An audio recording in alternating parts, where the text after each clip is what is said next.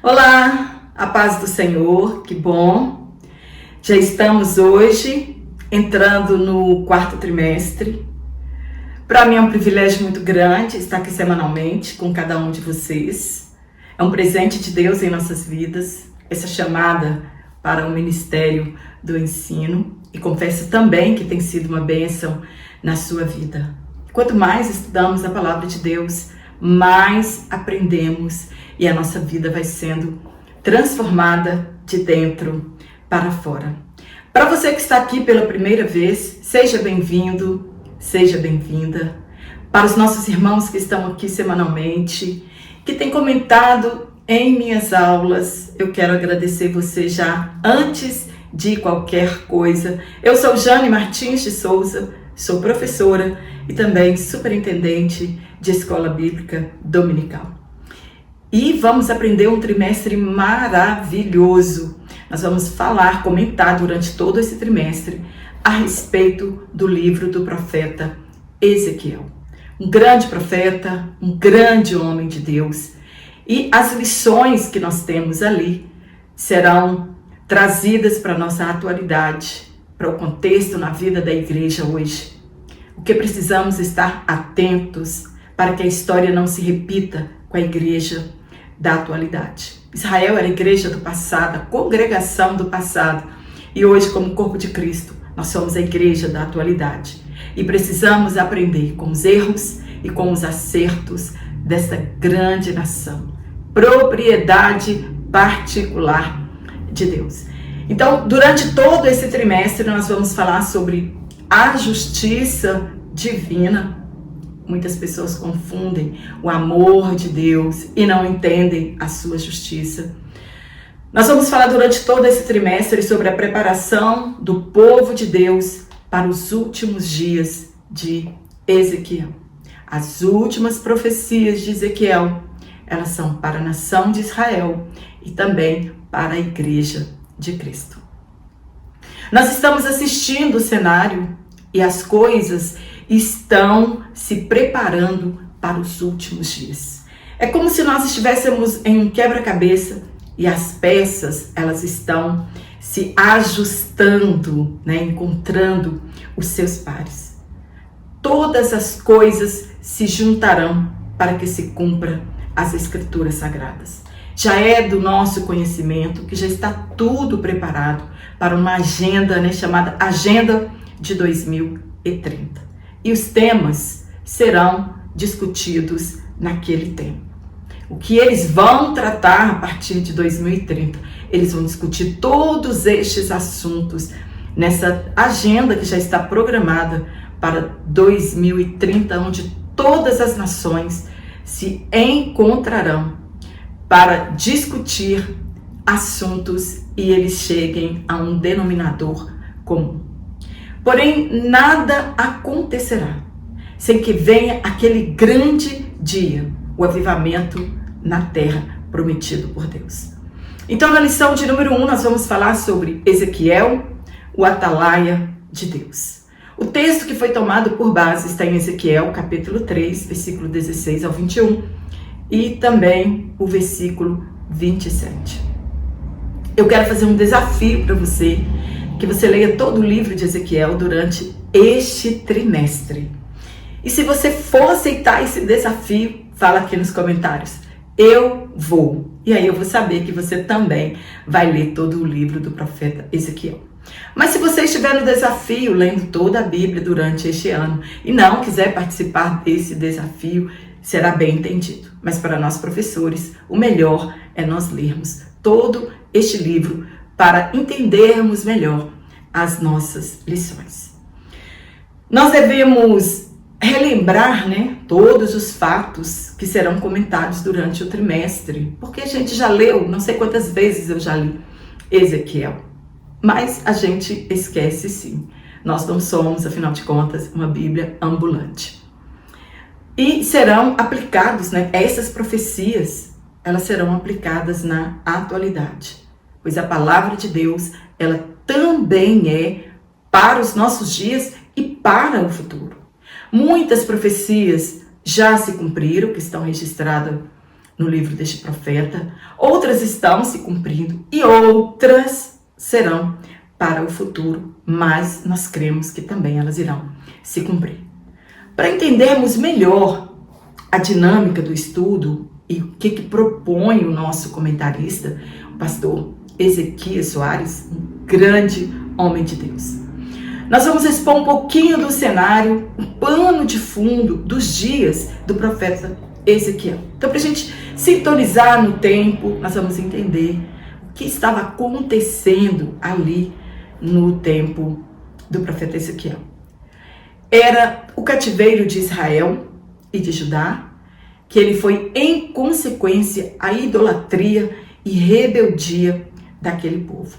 O povo havia perdido o temor a Deus e nenhuma ameaça feita por Deus, por parte de Deus, fez com que aquele povo voltasse ao Todo-Poderoso e abandonasse o seu pecado. Nada, os profetas levantavam madrugando e falando e chorando para trazer aquele povo de volta e nada disso adiantou. Deus fizera inúmeras promessas de não levá-los ao cativeiro se de todo o coração eles se arrependessem e adorassem somente a Ele. Deus fez promessas que se eles se curvassem à Babilônia, a cidade não seria destruída e depois eles retornariam e a cidade estaria intacta. Mas nenhuma dessas promessas, nenhuma, comoveu o coração daquelas pessoas. Desde os dias de Josias, do rei Josias, mesmo com aquela grande reforma que este rei fez, o povo não havia arrependido verdadeiramente. E eles prosseguiram em irritar a Deus com a idolatria. Eles não guardaram a aliança e os judeus quebraram a lei do ano sabático. E a terra então teria que descansar por 70 anos em consequência dessa desobediência desta nação.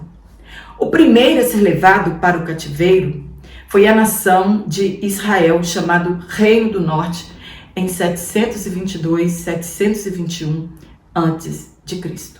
Eles foram conquistados, escravizados pelo Império Assírio e transportados para outra terra. E este fato de abandono da terra de Samaria, da capital, é que deu origem aos samaritanos. E em 605 a.C., os babilônicos, eles derrotaram totalmente os egípcios, que era a esperança de Judá para vencerem a batalha. E eles foram derrotados na batalha em Carquemes. Foram 3 deportações para a Babilônia. 605 a.C., muitos historiadores dizem que nessa primeira deportação estava Daniel e seus amigos, entre aspas, a nata da sociedade. Ela foi nessa primeira deportação. E nesse tempo Ezequiel deveria ter os seus 17 anos. Na segunda deportação, em 597 a.C., Ezequiel, já com seus 25 anos, ele foi deportado. Eu estou trazendo aqui para vocês um comentário da NVI. Ela tem essa visão da deportação da nação de Judá. Existem outras linhas de pensamento a respeito dessa deportação. Inclusive o nosso comentarista, ele traça uma outra linha de deportação. E Ezequiel, ele fora transportado com aqueles 10.000 judeus e após algum tempo aconteceria a terceira deportação, quando Jerusalém foi saqueada e queimada. As casas dos nobres foram queimadas, Jerusalém foi outra vez saqueada e tudo queimado, os muros derrubados, Inclusive o templo de Deus em 586 a.C. Então, quando a gente lê em Jeremias, no capítulo 52, bem já no finalzinho do capítulo, nós vamos encontrar diversas deportações ali citadas neste livro. Ele foi contemporâneo de Jeremias, que profetizou em Jerusalém e ele profetizou antes da deportação ou do cativeiro e mesmo no cativeiro de Israel e de Judá. Jeremias também, ele profetizou. Ezequiel, ele continuou profetizando sobre os pecados da nação. Digo melhor, Jeremias, ele continuou profetizando sobre os pecados da nação e também profetizou quando seria o retorno para Jerusalém.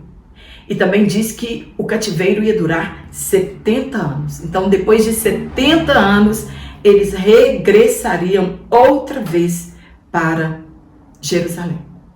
Mas o povo acreditava nos profetas falsos que também foram levados para a Babilônia. E eles afirmavam que o cativeiro duraria pouco tempo e que em breve eles estariam de retorno para Jerusalém. O ministério profético de Ezequiel começou 7 anos antes da destruição de Jerusalém. Nós vamos entender daqui a pouco. Antes da destruição do templo e da cidade em 586 a.C. E durou 15 anos seguintes. Então, ele profetizou mais ou menos 22 anos. Os judeus tiveram uma vida normal na Babilônia, alguns adquiriram propriedades, muitos enriqueceram por lá, casaram-se, porque Deus tinha dito para eles que lá eram para eles se multiplicarem naquela nação também. Então eles casaram, tiveram filhos e infelizmente muitos, quando nós vamos ler o livro de Neemias, de Esdras, nós sabemos que muitos, depois do cativeiro, continuaram por lá e não quiseram voltar para Jerusalém. Ezequiel era da linhagem sacerdotal, ele não vinha de uma família de profetas. Antes do cativeiro, ele já estava se preparando para assumir suas tarefas no templo, quando ele foi levado cativo. E depois de 5 anos no cativeiro, Deus o chamou para ser profeta, ao completar 30 anos. Quando lemos em Ezequiel capítulo 1, ele cita uma referência do 30º ano. Todos os comentaristas, eles alegam que essa data ela não pertence a nenhum acontecimento. Então, eles interpretam que ele se referia à sua idade, quando ele completou 30 anos. Porque essa idade de 30 anos era a idade da iniciação do ministério sacerdotal. Então, assim como Jeremias, Zacarias e João Batista, Ezequiel também era da linhagem sacerdotal. Olha, teria sido muito mais fácil para ele ter continuado no ministério sacerdotal, pois os sacerdotes, eles eram tidos em alta estima pela sociedade, enquanto que os profetas eram odiados pelo povo, perseguidos, principalmente o profeta que tinha um compromisso único com a palavra de Deus. E aqui isso nos traz uma lição. Nós aprendemos com a chamada dele que não é porque você faz parte de uma família de cantores, de pregadores, que Deus irá te usar neste mesmo propósito, dessa mesma forma. Para cada pessoa, Deus tem um propósito diferente.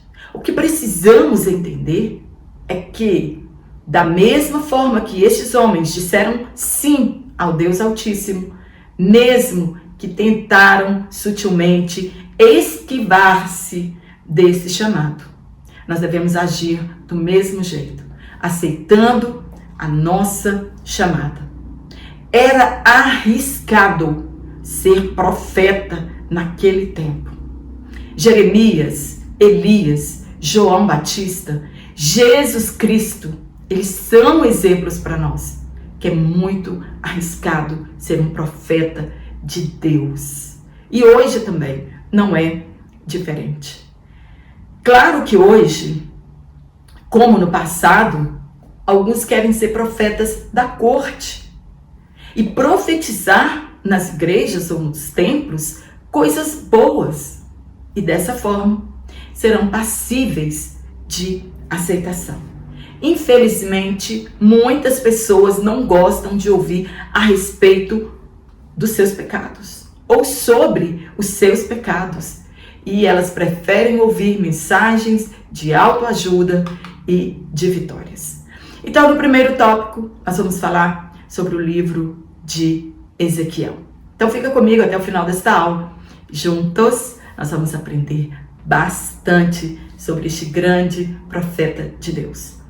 A pergunta é, muitas pessoas, mas eu estudar Antigo Testamento, para quê? Por que estudar sobre o livro de Ezequiel?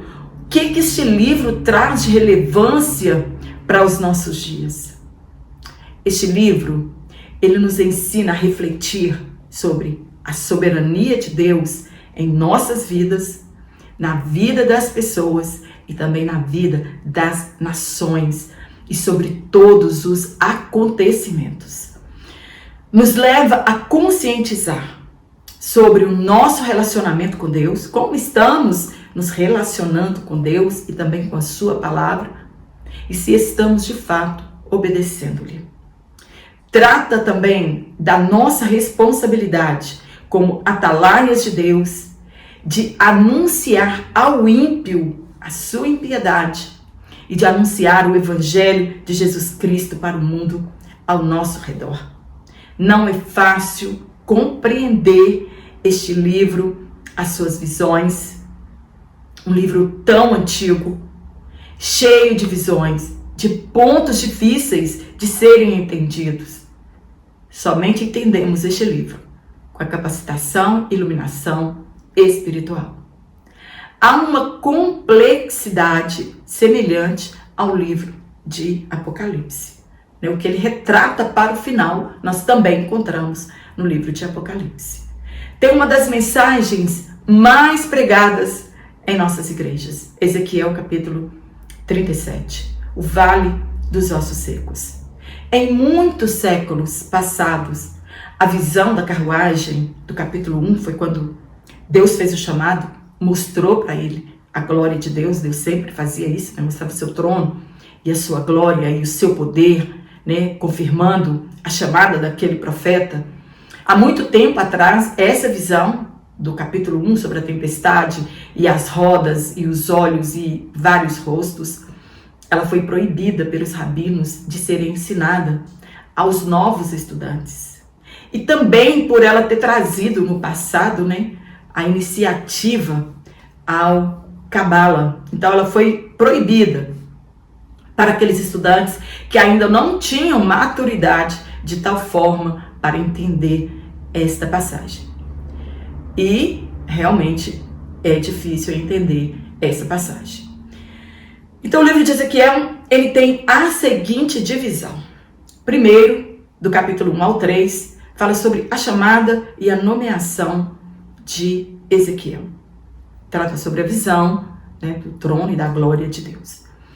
A segunda divisão que nós temos é a mensagem profética de juízo para Judá e Jerusalém, que está do capítulo 4 ao capítulo 24. Dos capítulos 1 ao 24, eles são antes do cerco de Jerusalém. A terceira divisão que nós temos é a mensagem profética de juízo para as nações estrangeiras, as nações que estavam ali ao redor, cujas mensagens são do período do cerco. E a quarta divisão é a mensagem profética de restauração de Israel. E isso foi após o cerco de Jerusalém. Então agora nós vamos tratar sobre essa primeira parte, do capítulo 1 ao capítulo 24. Quando se deram essas revelações? Nós já acabamos de falar. Antes que Jerusalém fosse cercada. Babilônia ainda não havia destruído Jerusalém e saqueado o templo quando foram feitas essas revelações. Nestes primeiros capítulos tem a visão inaugural da chamada de Ezequiel como profeta. muitos profetas também tiveram a visão da glória de Deus quando foram chamados para profetizar. Um outro exemplo que nós temos aqui é do profeta Isaías. A visão da glória de Deus que Ezequiel teve revela a soberania de Deus e que Jeová não estava preso no templo. Nesta primeira parte, são as ameaças de Deus ao povo judeu por causa das suas idolatrias, prostituição e, pasmem, eles adoravam o sol. Ofereciam sacrifício a Tamuz. São advertências contra os falsos profetas que enganavam o povo, dizendo que o cativeiro ia durar pouco tempo, que logo eles estariam de retorno para Jerusalém. Eles foram chamados por Deus de raposas do deserto. Os sacerdotes, eles não sabiam discernir entre o santo e o profano. E os príncipes, eles extorquiam os pobres, né? Eles viviam a avareza.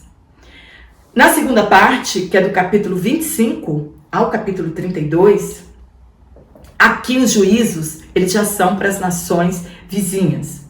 Amon, Moabe, Edom, Filístia, Tiro, Sidom e Egito. Isso revela que Deus não é somente Deus de Israel, e sim Deus de todas as nações. Que Ele tem o controle absoluto de todas as coisas. Ele é soberano em todo o universo. E que Israel é um tesouro particular para Deus entre as nações. Na terceira parte, nós vamos estudar, que é do capítulo 33 ao 39, a queda de Jerusalém é anunciada e logo a seguir, os capítulos 33 ao 39, anunciam o retorno dos judeus espalhados para o mundo, a terra dos seus antepassados, incluindo a visão do Vale dos Ossos Secos. São profecias que se cumpriram na atualidade. Em 1948, Israel voltou a ser uma nação independente e não mais vassalos de uma outra nação. Ele anuncia a regeneração de toda a casa de Israel. As profecias do capítulo 38 e 39 falam da invasão e derrota de Gog, de seu bando, à Terra Santa. O livro termina com a visão do novo templo e da redenção para Israel e toda a humanidade. Isso sabemos conforme o livro de Apocalipse, que se dará na grande tribulação. Então isso é tratado do capítulo 40 ao capítulo 48 de Ezequiel. No segundo tópico, nós vamos falar sobre o profeta. Quem era o profeta? Ezequiel, ele não é citado em nenhum outro livro. É o profeta que mais cita datas e assim dá condição para que as profecias e acontecimentos sejam sintonizados, alinhados na linha do tempo. Então, quem era o profeta? Ele era casado, ele tinha uma casa em Tel Aviv, que era perto do rio Quebar. Por intermédio do Espírito de Deus, ele via o que passava em Jerusalém. Ele era arrebatado em espírito, então ele via o que estava acontecendo em Jerusalém. Ele não apenas proclamou a mensagem de Deus para o povo, mas ele teve de viver a mensagem diante deles. Essa é a diferença dos profetas do passado e os profetas de hoje. Situações inusitadas aconteceram na vida desse profeta. Tudo para revelar o que Deus faria ao povo se não reconsiderassem arrepender-se. Será que nós queríamos? Será que nós estaríamos dispostos a nos sujeitar a isso? Ele representou uma guerra. Aqui nós vamos dar uma pincelada apenas. Vamos estudar detalhadamente isso tudo ao longo desse trimestre. Ele representou uma guerra Deitou sobre um seu lado por um determinado tempo, 390 dias. E depois sobre o outro braço por 40 dias. Ele assou o seu pão com esterco de animais, mas a princípio Deus queria que fosse com fezes humanas. E ele implorou a Deus, Deus então mudou esse negócio. Ele raspou o seu cabelo e a barba. Tantas outras coisas nós vamos encontrar aqui na vida desse profeta. Porém, o mais difícil que ele teve de viver foi a morte da sua esposa, para ensinar a nação de Israel. Então, no primeiro ponto, qual era a identidade dele? O que significa o nome de Ezequiel? Abre e fecha aspas. Fortalecido por Deus. Em hebraico, vou deixar aqui o nomezinho em hebraico. Gente, eu quero avisar que eu não entendo nada de hebraico, né? Senão as pessoas vão achar que eu sei hebraico e na verdade eu não sei. Eu pesquiso, né? Sobre como pronuncia o nome e tudo. Então, transliterado, né? Esse nome dele, transliterado, né? Desse, que eu estou escrevendo aqui, hebraico no original, e esse nome transliterado, né? Para nossa língua, para a gente poder pronunciar, é Ezequiel. Eu assisti um vídeo, né, sobre a tradução desse nome e a pronúncia. Então, El é Deus, né? E Ezequiel é fortalecido, fortalecer, né? Então, fortalecido por Deus. Não sabemos ao certo o fim do seu ministério, mas sabemos que durou cerca de 22 anos. No ponto 2, procedência, de onde ele era, de quem que ele era filho, né? Qual a sua origem? Ele era de linhagem sacerdotal, morava em Jerusalém, era filho de Buzi. A sua deportação aconteceu em 597, nós já falamos um pouquinho na introdução, quando Jeoaquim transferiu sua lealdade ao rei da Babilônia. Poucos anos depois, as forças egípcias e da Babilônia travaram uma batalha de desempate no sudoeste da Palestina e Jeoaquim rebelou-se contra o seu novo suzerano. Ele acreditava que o Egito iria vencer. Nabucodonosor reagiu rapidamente, enviou tropas contra Jerusalém e a subjugou em 597 a.C. Joaquim e mais 10.000 judeus, entre eles Ezequiel, foram levados, né, exilados para a Babilônia, e Zedequias, seu tio, reinou em seu lugar até a destruição de Jerusalém. Há outras linhas de estudo, né, que eu já comentei aqui, que diz que Daniel antecedeu a Ezequiel no exílio. Ezequiel exercia seu ministério profético entre os exilados. Daniel servia no palácio e Jeremias profetizava em Jerusalém.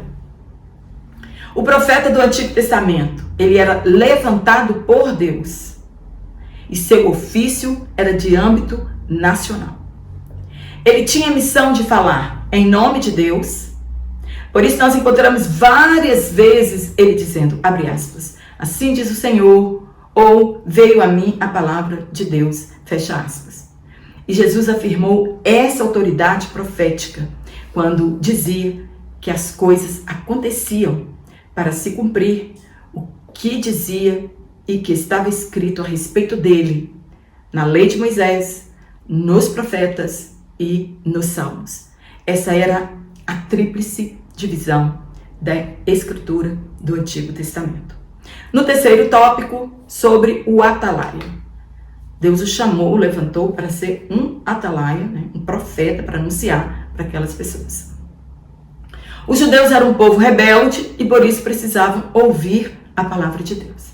Primeiro ponto, atalaia ou sentinela, que é o mesmo significado. Deus fez de Ezequiel um sentinela. No antigo Israel, os sentinelas eles eram posicionados nas partes mais altas dos muros da cidade para informar os habitantes a respeito do desenrolar de uma batalha ou da aproximação de mensageiros ou dos inimigos. Os profetas, eles eram vigilantes espirituais. Eles repassavam ao povo a palavra de Deus. A função principal de Ezequiel era ensinar aos exilados que Deus exige de cada um prestação de contas pelo próprio comportamento. Atalaia é uma palavra feminina de origem árabe. At-talat, que significa lugar alto. No ponto 2, o fim dos 7 dias. Ezequiel 3:16. Ezequiel termina de narrar a visão apocalíptica que teve. E estes 7 dias, que está escrito, talvez seja o período que ele levou para se recuperar fisicamente da visão celestial que ele teve. Agora, em tom típico dos profetas, ele introduz seu chamado para ser atalaia de Deus. No ponto 3, a expressão, abre aspas, filho do homem, fecha aspas. No capítulo 2 e 1, e agora no capítulo 3 e 1, Deus trata a Ezequiel, o chama de filho do homem. O que isso revela?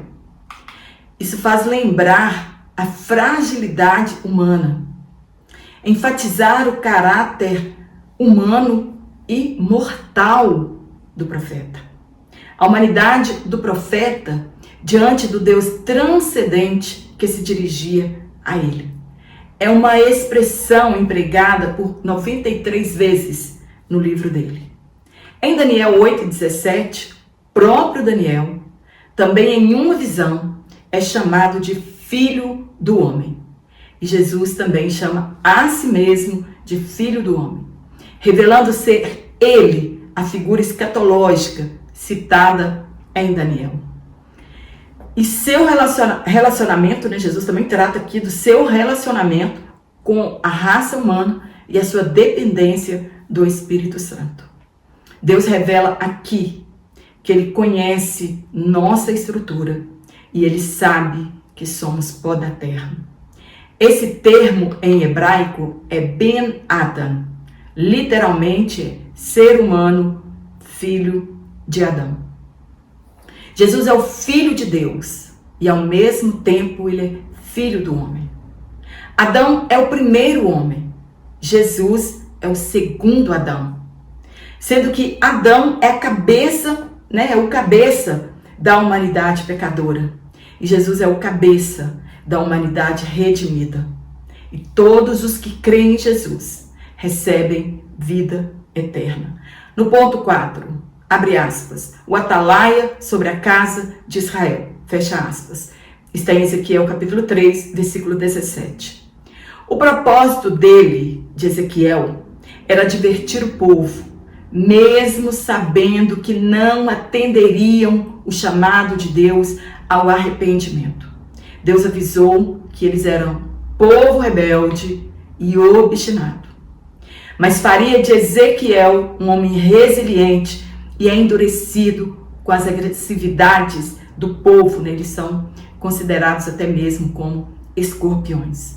No final, quando todas as coisas acontecessem, eles teriam a certeza que, abre aspas, houve um profeta no meio deles, fecha aspas. No último tópico, eu vou deixar um banner aqui, se você quiser adquirir este comentário em PDF, um único comentário, ou então adquirir o comentário trimestral. Vou deixar aqui o WhatsApp, vou deixar um link do meu WhatsApp na descrição, como você faz para entrar em contato comigo e adquirir este comentário em PDF, ou então no PDF trimestral. Sobre a responsabilidade do atalaia, do profeta, Ezequiel tinha o dever de levar a advertência dada por Deus à nação judaica. Deus disse, abre aspas, quando eu disser ao ímpio, certamente morrerás, e tu não avisares, nem falares para avisar o ímpio acerca do seu mau caminho, para salvar a sua vida, aquele ímpio morrerá na sua iniquidade. Mas o seu sangue da tua mão requererei. Mas se avisares ao ímpio e ele não se converter da sua impiedade e do seu mau caminho, ele morrerá na sua iniquidade, mas tu livrastes a tua alma. Semelhantemente, quando o justo se desviar da sua justiça e cometer iniquidade, e eu puser diante dele um tropeço, ele morrerá, porque tu não o avisastes. No seu pecado morrerá, e suas justiças que tiver praticado não serão lembradas, mas o seu sangue da tua mão o requererei. Mas avisando tu o justo, para que não peque, e ele não pecar, certamente viverá, porque foi avisado e tu livrastes a tua alma. Fecha aspas.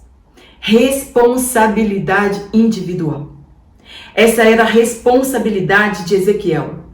Avisar a nação sobre o fim trágico e também sobre a glória futura. Essa também é a nossa responsabilidade. Não adianta você achar que tanto faz anunciar o evangelho, não. Deus requererá de cada um de nós o comissionamento da evangelização. No ponto 1, a responsabilidade do cristão. Qual que é a nossa responsabilidade? Anunciar o evangelho e manter-se firme até aquele grande dia. Paulo reconheceu sua responsabilidade e disse, abre aspas, ai de mim se não anunciar o evangelho, fecha aspas. E não podemos acreditar na famigerada doutrina da predestinação, que uma vez salvo, salvo para sempre. O texto ele é bem claro, que se um justo se desviar, não reconhecer o seu estado pecaminoso, partirá daqui sem salvação, e a sua justiça não será lembrada. A Bíblia diz que somente os que perseverarem até o fim serão salvos. No ponto 2, a responsabilidade do ímpio. Mas o ímpio tem responsabilidade? Sim, o ímpio tem responsabilidade. Ele tem a responsabilidade de crer na mensagem do evangelho. Quando ele rejeita a mensagem, não se arrepende, tal rejeição vai testificar contra ele naquele dia. Os judeus resistiram e blasfemaram do evangelho. Paulo sacudiu as vestes e disse que o sangue deles seria sobre a cabeça deles mesmos. Paulo em Éfeso protestou aos anciãos, dizendo que estava limpo do sangue deles, porque nunca deixou de anunciar-lhes o evangelho. E nós poderemos assim também responder aos ímpios e aos incrédulos. Deus é a fonte da profecia e Ele é a fonte do evangelho, que anunciamos. Então, como disse Jesus, abre aspas, quem tem ouvido para ouvir, ouça, fecha aspas. No ponto 3, a extensão da nossa responsabilidade. Nós ouvimos muitos dizerem que não tem nada com isso, com esfriamento espiritual de A ou de B, ele desviou porque quis. Nós aprendemos aqui que quando o justo se desvia, é nosso dever alertá-lo quanto ao perigo dessa atitude. É nosso dever advertir ao irmão e à irmã que se afastaram e que não acham isso perigoso e cuidar um do outro dentro da igreja local. Às vezes nos importamos demais com o pecador e desprezamos o irmão que por tanto tempo foi fiel e agora está longe do rebanho. Devemos sim ir atrás desses justos que se desviaram. O Senhor nos mandou pregar a palavra, quer ouçam, quer deixem de ouvir. Pois quem convence o pecador é o Espírito Santo. Não podemos desistir de anunciar o Evangelho, mesmo que sejamos rejeitados pelas pessoas. A oração e o Espírito Santo nos capacitará para tal missão. Amém? Espero ter te ajudado com essa lição introdutória. Não é fácil quando nós vamos introduzir, um trimestre. Ainda mais um trimestre difícil como esse que nós vamos aprender. Mas juntas nós vamos estar aqui aprendendo. Se você gostou desse comentário, dá um curtir. Compartilhe em suas redes sociais. Se você ainda não se inscreveu no meu canal, se inscreva. Se não está recebendo as minhas aulas semanalmente, desative o sininho das notificações. Ative outra vez, não espera 10 segundinhos, 20 segundinhos. Depois você ative de novo o sininho e você vai continuar recebendo as minhas aulas. E eu quero mandar um abraço para todos vocês que estão aqui. Juntos nós vamos prosseguir nessa jornada, se assim Deus nos permitir. Também para aquelas pessoas que me pediram para que mandasse um abraço para elas aqui em particular. Nossa irmã Rosângela Alves da AD, em Maceió, Alagoas, um abraço para você. Nossa irmã Iracilda Pereira, em Monção, no Maranhão. E a nossa irmã Maria Tereza, em Nazaré da Mata, no Pernambuco. Forte abraço a todos vocês. E eu te espero aqui na nossa próxima aula, se Deus assim nos permitir. Então.